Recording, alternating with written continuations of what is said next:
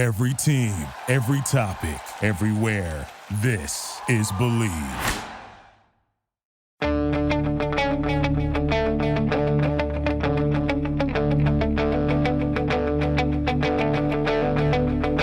Ich warte seit Wochen auf diesen Tag und tanz vor Freude über den Asphalt. Als wär's ein Rhythmus, als gäb's ein Lied, das mich immer weiter durch die Straßen zieht. Komm dir entgegen. Hello and welcome to Gegenpressing, the Bundesliga podcast. I'm your host, Manuel Feth. Yeah, and at this point, I would bring in Stefan Bienkowski, but Stefan is busy on his stag do, not available this week, and didn't really want to do this on my own. So I brought back someone who hasn't been on the show in a while, is a founding member of the show though, and I'm really excited to have him on. Chris Williams. Chris, buddy, how's it going? Manu, thanks for having me back on. Yeah, it's been a year. It's been a very quick year. I mean, it seems so long ago since I've done this, but it also seems like yesterday as well. So I'm looking forward to being back and, yeah, spouting a load of useless opinions at people. And you're back writing about Bundesliga, which is great to see. Very excited. Where can people find your work these days? Yeah, so you can still find my work. I'll link it on my Twitter site, or on my Twitter handle, which is Chris78Williams. But yeah, I've now got a season-long collaboration with FootMob, the app. So yeah, writing our Bundesliga column and really looking into detail about players and clubs and managers and how they're working and what data's behind the clubs. And you know me, Manu, I'm not a slave to data. I like to mix data with my eyes as well. So hoping that I can pacify everybody. Fantastic stuff. Yeah. Definitely a really good app as well, and really worthwhile checking out. We have a lot to discuss, so let's jump right into it after this short break. This episode of the Gegenpressing podcast is brought to you by BetOnline.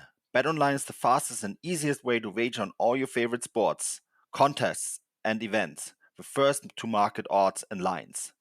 Find reviews and news for every league, including Major League Baseball, NFL, NBA, NHL, combat sports, esports, and even golf. BetOnline continues to be the top online resource for all your sports information, from live in-game betting, props, and futures. Head to BetOnline today or use your mobile device to join today and make your first sports bet. Use our promo code BELIEVE50, that is BLEAV50, BELIEVE50, to receive your 50% welcome bonus on our first deposit. BetOnline, where the game starts. So yeah, Chris, let's get started with the Friday game. I know Borussia Dortmund is the club closest to your heart when it comes to Bundesliga football. So I'm going to start right there. The Friday fixture, Freiburg, not so surprising, made it really difficult for them, didn't they? Yeah, they did. I mean, it's no surprise to me that even though I haven't done this podcast for a year, we're still talking about how difficult Freiburg a place is to go and get a result. And yeah, the first half, it looked like Dortmund potentially might have a problem. And Freiburg have always punched above their weight. For me, I've said this before in the past many times, I genuinely think that they're the best side in the league. And obviously, I don't mean by playing style and what they achieve. I think they're the best side in the league because of the limited budget they've got, the limited facilities they've got, and how they repeatedly punch above their weight, as I've already said. So that makes them the standout side for me in the league because of what they achieve every single season. They should be relegation battlers, but they're not. They're normally knocking on the door for European slot. I find that incredible. So yeah, it's always a really tough place to go. Christian Streich, brilliant coach, seems to lose players left, right, and centre. They move on, you know, as he lost a defender in the closed season. It just always manages to fill that gap, be it with academy or they purchase really, really well from teams around them or just below or from across Europe and wider. They just seem to have great scouting network, great coach, great new stadium, tough place to go, brilliant club. That stadium is amazing. Having seen it now for the first time, really fun. They had some really good shots on the broadcast where they showed it from the top. It's just a stunning facility, isn't it? Yeah, I mean, I'm really looking forward to going there. Yeah. Most because the last time I went to Freiburg, there's just a post in the way, the press box. You can't see about 10 yards of the pitch, and you're having to break your neck to have a look around it, and that won't be there anymore. But yeah, it's lovely new stadium, brilliant old stadium. But yeah, I'm looking forward to getting back to Freiburg. It's a beautiful part of the country. 100%. And Grigorich's goal to open it in the 35th minute. It took until the Germans have this wonderful term for it, Flatterball, a ball that just like flows in the air and like changes direction. And poor Flecken couldn't handle it and went in the net when Bino Gittens the score, the young Englishman. We've seen this, of course, before with Dortmund bringing in a young Englishman to sort of fix problems from them, again from Man City, right? He's an extremely well liked talent in Dortmund, and it seems like he could be that guy that could really open a can opener for them. A little bit lucky for them, and then Moukoko, of course, with a stunning goal to make it 2-1 for Dortmund, and then finally Wolf, which I actually thought was probably the nicest of the bunch, to make it 3-1. But Freiburg weren't exactly happy about that third goal, Chris, because I think it was Moukoko who was right in front of Flecken to take his view. And we have had some inconsistent refereeing in the Bundesliga already this season. It's only 2 match days in. And how do you see the difference between, let's say, this goal? And remember, we chatted about this quite a bit last week on our Bundesliga chat. And the goal that Rodrigo Salazar scored for Schalke, which I personally thought was a good goal against Köln. So why did the referee adjudge that Moukoko wasn't offside, whereas the Salazar goal was offside? Or is this just an inconsistent refereeing issue? It's a great question. I think it's a little bit of both.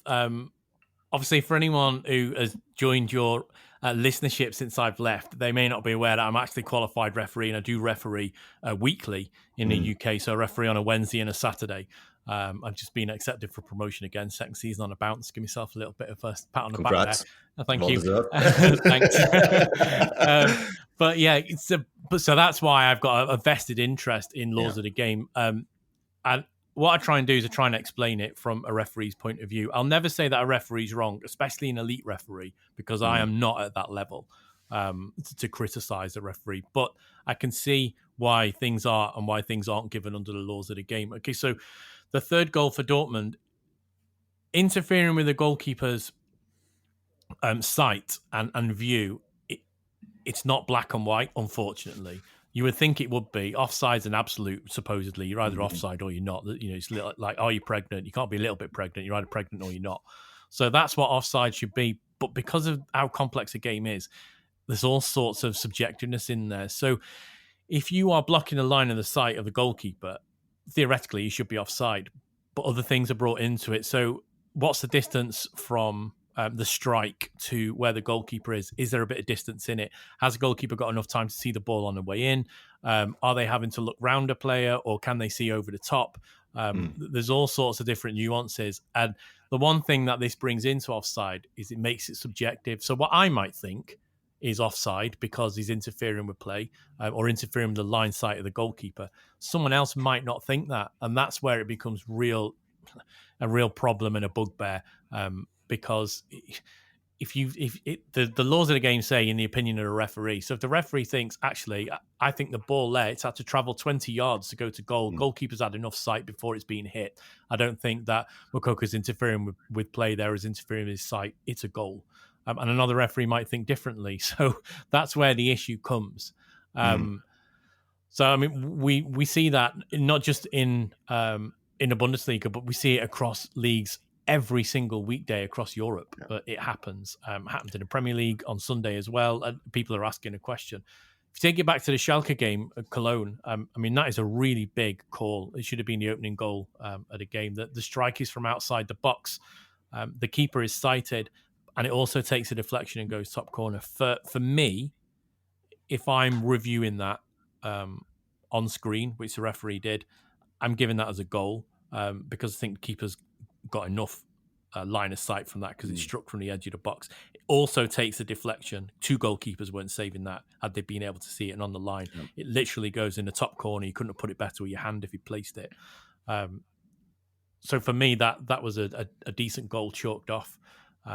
Interesting to see, though, that Germany will go to the screen, pitch side review for an absolute decision, offside. Offside, as I say, is supposed to be absolute, so the VAR can make that. But because it was such a big moment in the game, opening goal, referee went to the screen to have a look at it and judged it to be offside and disallowed it. A big call. I'm not going to say it's wrong because I can understand why he's given it. I'm just going to say that I would have done it slightly differently. Why is it that, I find this curious, why do you think VR made the call to the refereeing team in that Köln-Schalke game, but didn't make the call for the Freiburg-Dortmund game?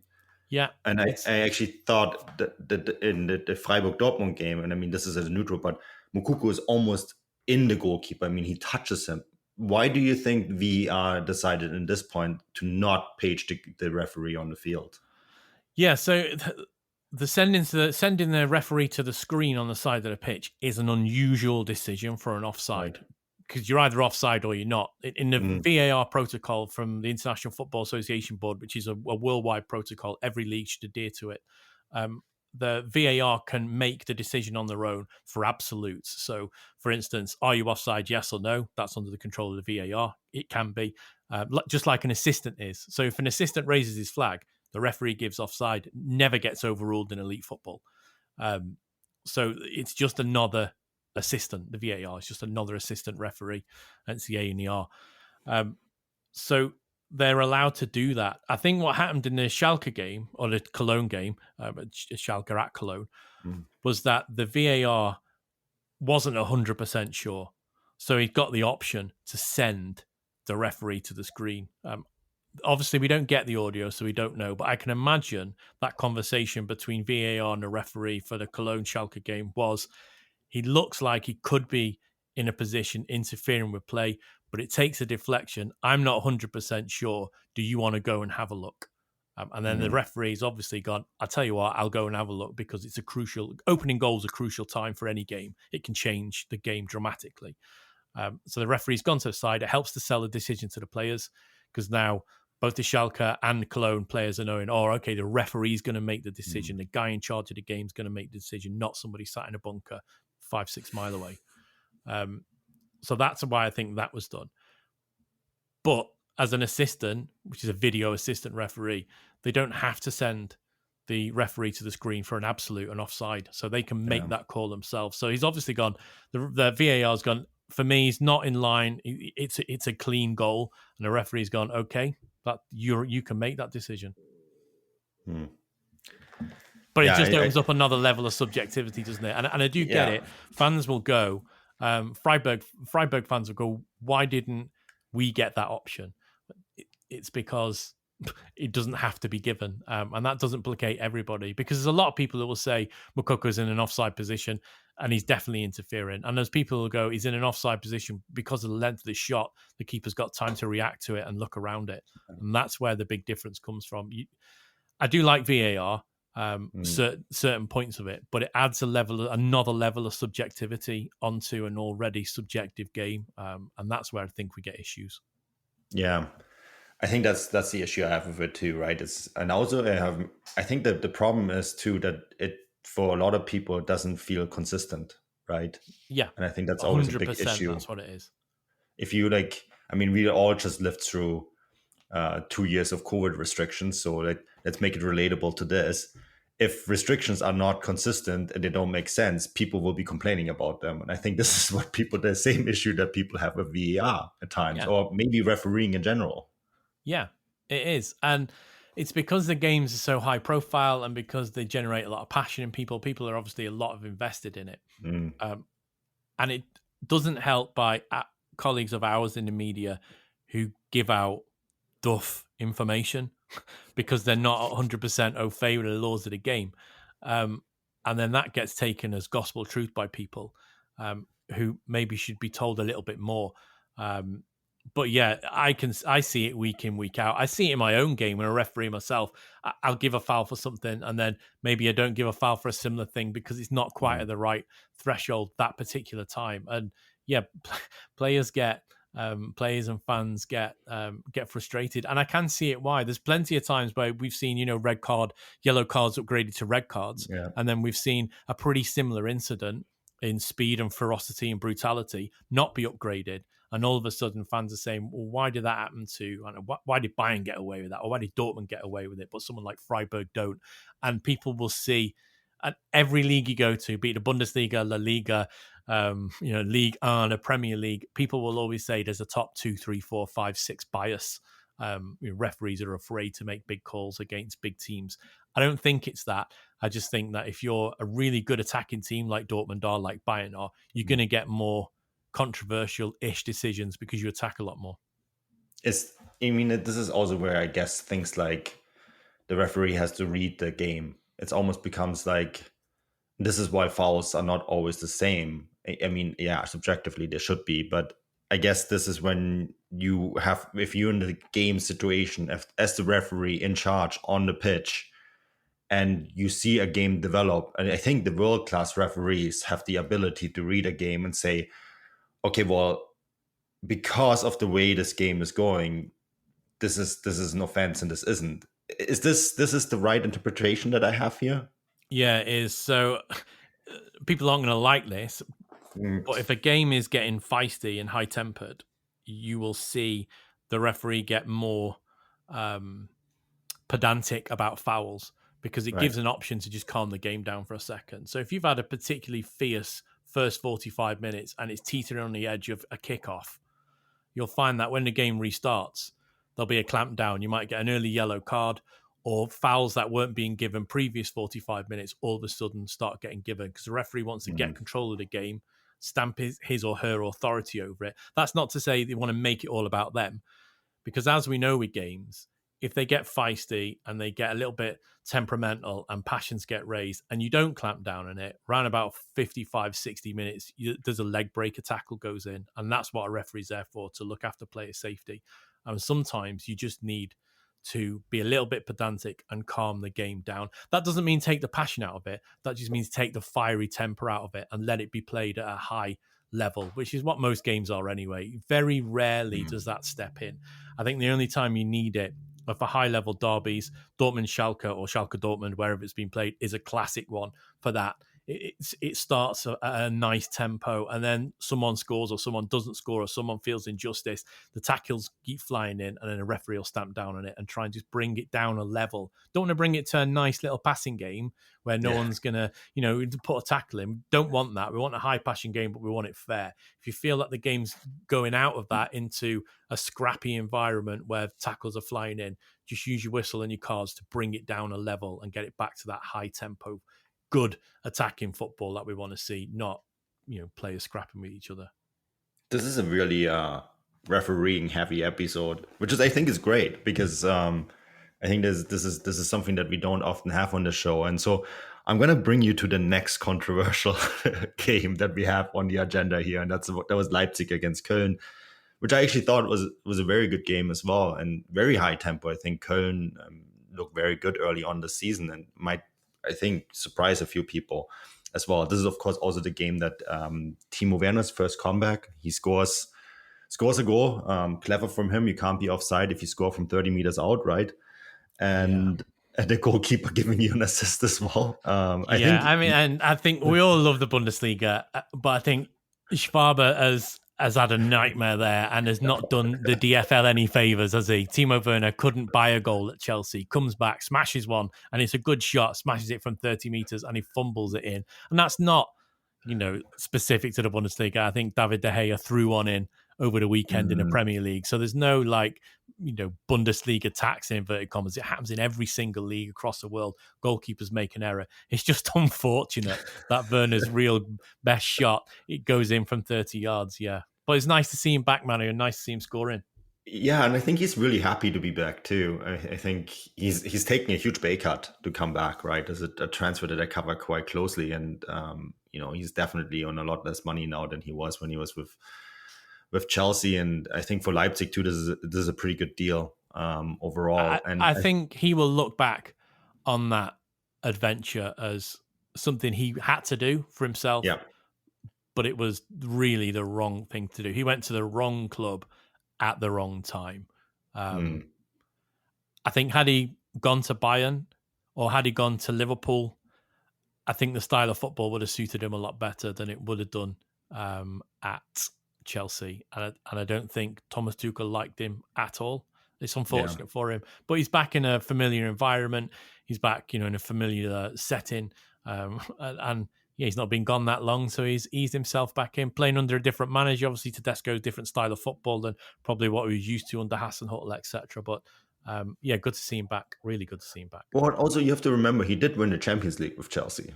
Yeah, and that he will be happy for that. And if you want, I mean, that is up there, isn't it, for every player? They want to win a Champions League. They want to win a Champions League, your domestic title, and a World Cup. They're your three big ones. Or if you're from South America, you want to win a Champions League equivalent, or probably from Africa and Asia as well. It's the pinnacle tournament for a club player. But yeah, it was a mistake, I think, for him to go in the end. Yeah, I think it just wasn't a fit. And I mean, we talked about this quite a bit last week, so I don't want to go too deep into it. But you look at the history of Chelsea strikers in general, and there's not many that have worked out. So yeah, maybe Timo Werner just needed to be in an environment like Leipzig, and that's okay. There's nothing wrong with that. I thought it's really interesting to see him play together with Nkunku. Nkunku, of course, the other player who scored for Leipzig. At this point, though, Leipzig were down a man. And this is a situation that caused quite a lot of heated debate on Twitter. You and I were pretty much quickly in agreement that we thought this red card was too harsh. Now, the DFB have come down with their verdict that he would be missing 2 games. And you said to me, and I thought this was really interesting, that says quite a bit about what the refereeing bosses think about the decision on the field. Yeah, so normally for violent conduct across the top leagues in Europe, and pretty much the world really, for violent conduct or serious foul play, it's a 3-match ban, immediate. You get a 2-match ban for red card dissent. So if you tell a referee to go away impolitely, you get sent off for it. You'll get a 2-game ban, and you normally get a 1-game ban for picking up 2 yellow cards in the same match. So for the DFB Sports Court to say he would only have a 2-match ban for violent conduct, it's quite rare. I think it brings back to the point that you were making then, and I think that you and I are in agreement that yes, he does bring his arm up, and his arm does make contact with the head or face of the opposition player. But the law says that the force, if it's negligible, it's a yellow card. I think the referee could have given it either way. I completely understand the arm's raised and it's pushed backwards. Red card, if you want to sell it as that, I'll happily take that. But for me, at the very top level of the game, intent is taken away from it. So we can't look at, did he mean to hurt him? Doesn't matter. That was taken out years ago. It's what has he done? He has raised his arm and he has pushed it backwards. But in the law is that key phrase, negligible force. If it's got negligible force, it's a yellow card. Like at halftime, if you came up to me and you said something I didn't quite like, and I just put my hand on your face and pushed it very gently, as in, go away, that in the laws of the game is negligible force. It's a yellow card. But if I was sent off for it, people say, well, it's a hand to the face. There's got to be the right amount, or the wrong amount, if you want to call it, of force. It's got to live up to this phrase, violent conduct. A small push or, an arm just to go away isn't really violent conduct for me. It's unsporting behaviour, and that's why it gets downgraded to a yellow. But I can see why it's been given. But yeah, for a violent conduct to be reduced to 2 games from 3, would say to me that the sports court have looked at it and thought, okay, whilst we agree why the referee sent him off, we don't maybe think it's as harsh as a 3-game ban, so we'll reduce it to 2, or we'll just give it 2. I'd say it's a nice way of keeping everybody happy, but that won't keep fans of Leipzig happy. It won't keep Slobozai happy, and because he's going to miss 2 games when maybe he should have just got a yellow card and a stern warning from the referee that how close it was to a red. But yeah, you can't please everyone all the time. You're not, as referees constantly say, Manu, if you want a friend, buy a dog. Yeah, that's a good one. I'm going to remember that. I just think it's also telling that Leipzig essentially said, yeah, we're going to accept that. They're not challenging it either, right? And I think when you read between the lines, it's also a little bit of on Leipzig's case, Dominic, you should be playing. You should be smarter here, and B, you haven't really exactly been outstanding for us this year either. So we're going to be quite okay accepting this 2-match ban and just have someone else playing in your role. You need to be smarter further down the road, and you need to be better. I think it's like sometimes clubs do this, right? I mean, this is all part of the game. Yeah, they do, and you'll see managers do it after after a match if they get a handball penalty goes against them, they will say, if they don't agree with it, they will still say he probably was in the wrong for doing that. The laws of the game say, if you raise your hand or you have it outside your natural silhouette, you take the risk of the referee penalizing you with a penalty. It's a subjective decision, and managers will quite often chastise their own players in press conference and say, well, he shouldn't be making that movement with his arm in that particular instance. And I think Leipzig will probably go, whilst they don't agree with it, he's stupid for doing it. Yeah. Don't give the ref. Don't give. I say it every week, Manu, and I have to say it 2 or 3 times, especially on a corner where players are grappling. Don't give me a decision to make. Yeah, I mean that's when we talk about football intelligence, right? Yeah. I mean, I think this is one of those aspects that really come into this is that, and this I often say this, like more than one thing can be true. Like I don't think he deserved the red card for it, but I also think he's an idiot for making that movement there. Yeah. And this is one of those instances where more than one thing can be true. It's like he didn't deserve a necessary red card by the laws of the game, but he also deserved the red card for, quite frankly, being an idiot. Yeah, and obviously you can't send him off for being an idiot. But if you raise your arm and you move it backwards into the face of an opponent, you run the risk of the referee thinking it's violent conduct. Whether you meant it or not is irrelevant. It's what you've done. And one referee might see it as negligible force, yellow card. One referee might see it as violent conduct, red card. If you do the action, you take the risk. Don't give the referee a decision to make. There's no need. I know he's had his shirt pulled, but there's no need for him to take. He doesn't need to become the referee, and he doesn't need to become the referee in that part and be like, right, you pulled my shirt, you're going to get it, pal. That's for the referee to deal with. I think the side option on that, Manu, is that there was no yellow card issued for the shirt pull, which is stopping a promising attack, which should have happened as well, by the way. Yeah, that's the next one I was going to ask you, because you could also turn around and make this a double yellow, go the other way. Yeah, you could. So you've got a yellow. Had you had a referee of that temperament, and there are them around the world, Slobozai could have got a yellow for moving his arm backwards. Negligible force. It's unsporting behaviour.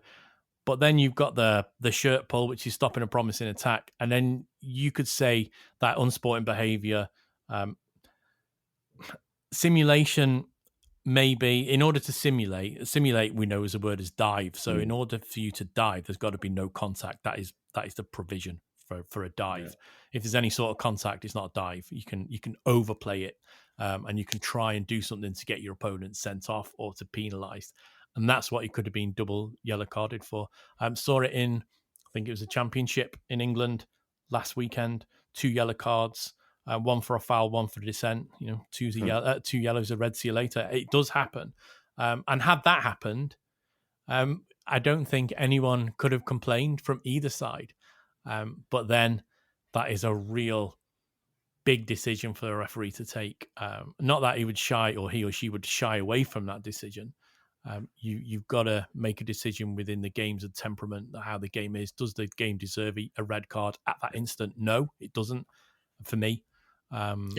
So yeah. Luckily for Leipzig, it didn't change the total result of the game. And certainly I do agree with you, the way they've not questioned it would make me think that whilst they might not agree with it, they think their play is being daft.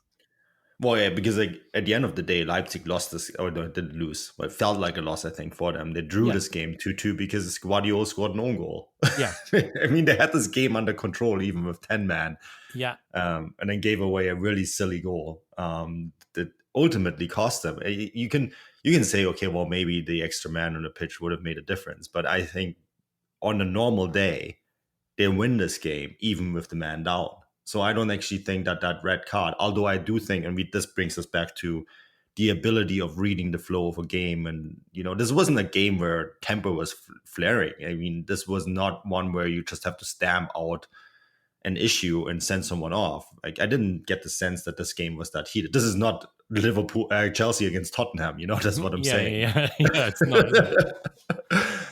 So I just thought it was all a little harsh and unnecessary. But yeah, here we are. Leipzig, of course, they now have they're now in a situation where they've dropped 4 points in 2 games, and they're playing catch up for the rest of the season, and they're playing catch up to Bayern Munich. And Chris, Bayern Munich, I think all of us, and I was on this US tour with them, and we asked every player who we were able to ask about how they're going to replace Robert Lewandowski and his goals. I think they answered that question quite decisively, haven't they?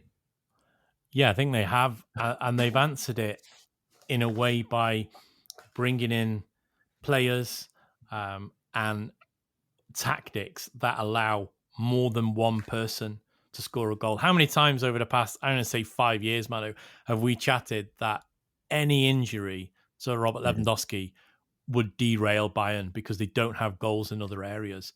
Yeah. They've got that now. Obviously, Thomas Muller's always been able to score, but Gnabry is scoring regularly. Musiala has really stepped up to the plate this season. Kimmich is scoring. And obviously, Sadio Mane's come in. And his off-the-ball movement is allowing space for the likes of Musiala and Gnabry to go and get those goals, and Muller as well to some extent. But Bayern have they've always had quality players, but now more than ever, I think, especially in the Champions League, if you could man-mark Robert Lewandowski out of the game, you pretty much could get a result against Bayern, whether that was a draw or whether you could sneak a 1-0 win. That was your game plan.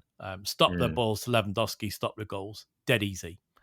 Now, I don't think you can do that because the goals come from anywhere. So all of a sudden, opposition coaches have got a nightmare to plan against. And I think we saw that in the opening game.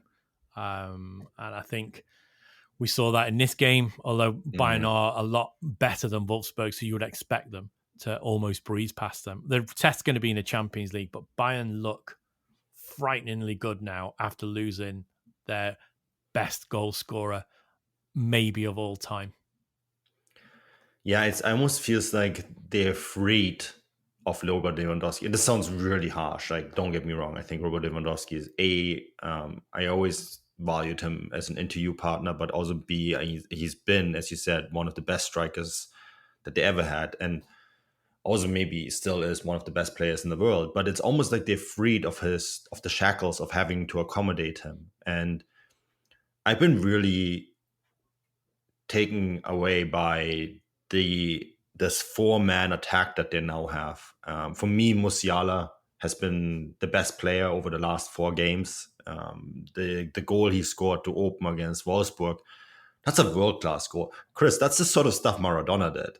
Yeah. Like, he was wrestled to the ground, literally wrestled to the ground, gets up. There's 6 guys around him, and he finds the space from 20 meters out to put it into the corner where the goalkeeper can't even get to it. I mean, that's a world-class goal.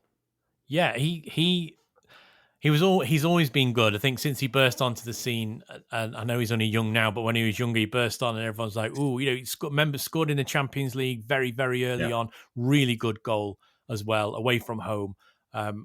Great player, but he's now stepping up to become a Bayern regular, operating at a high level. And he's bound to, isn't he? Look at who he's training with. Even if you take out the new signings, look who's been training with for the past 2 seasons. He's been training with world-class players. It rubs off on you eventually.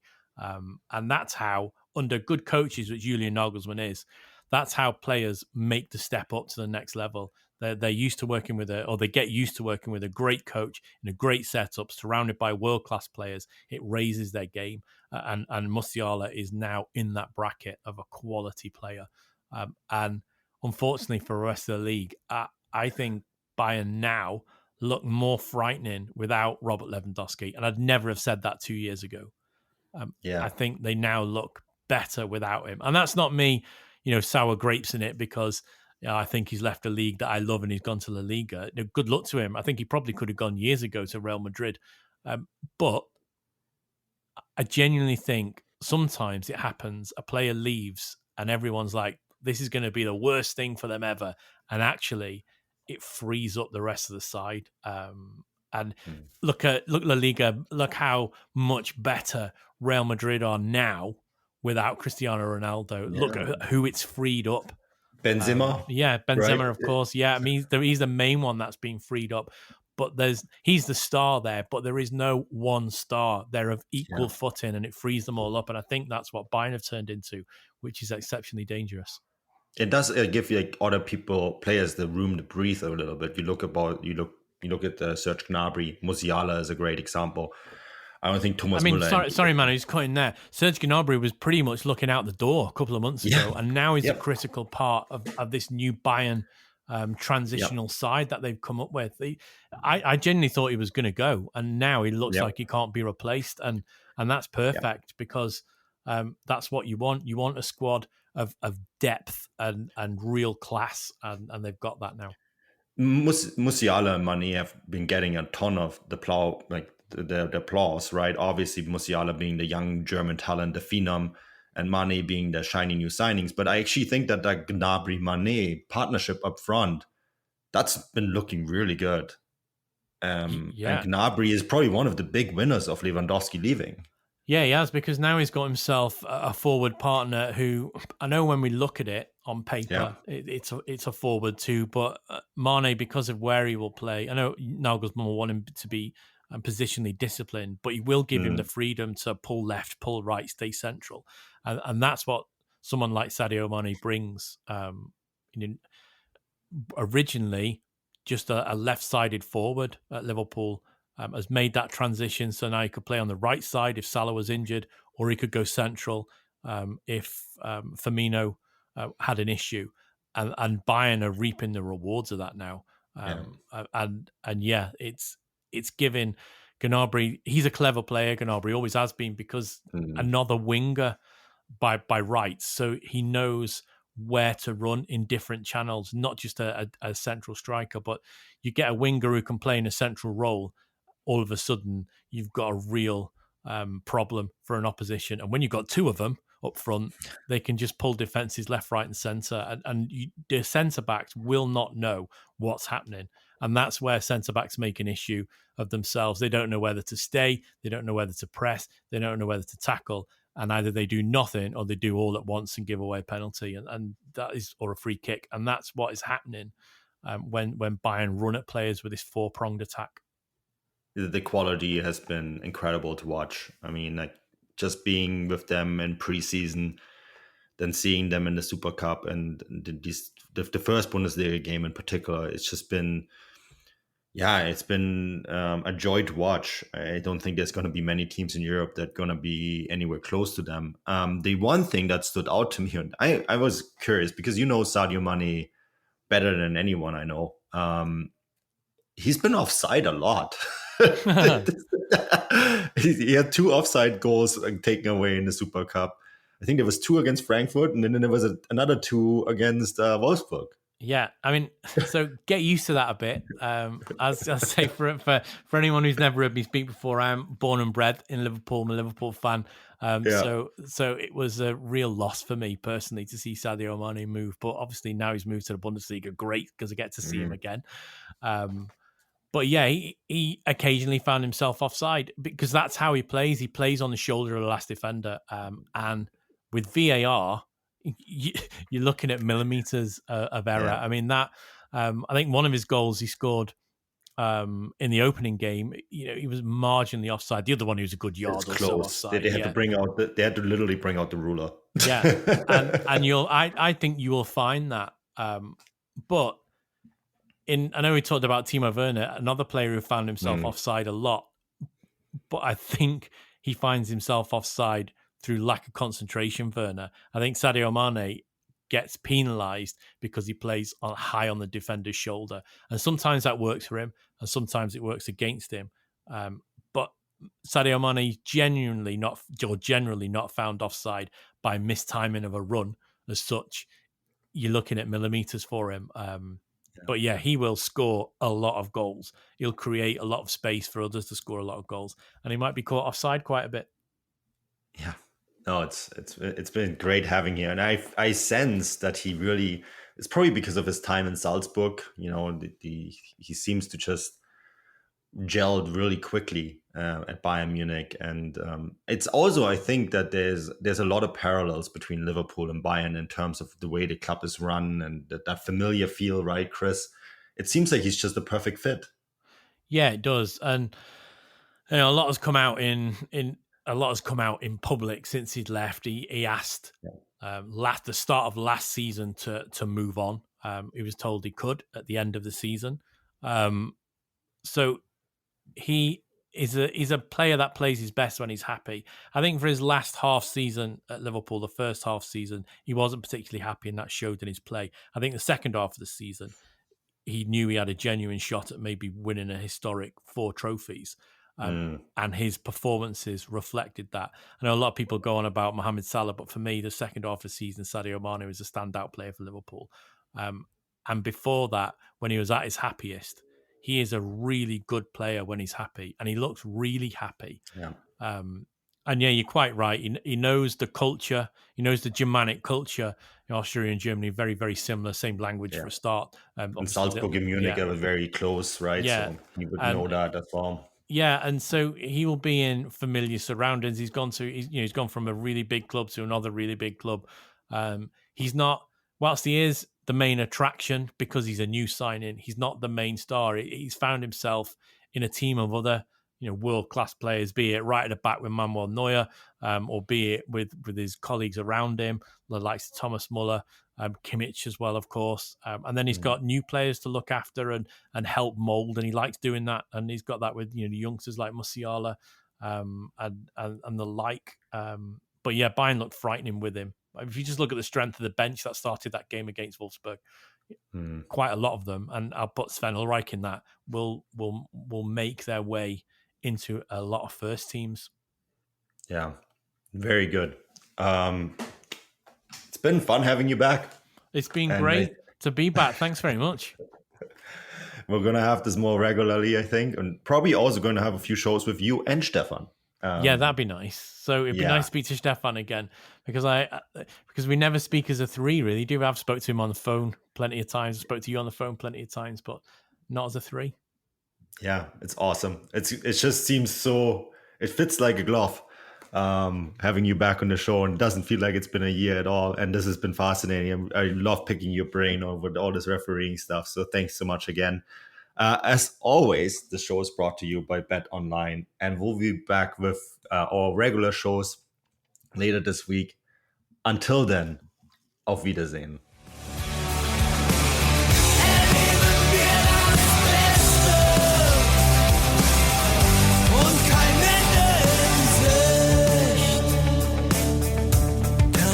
In Sicht.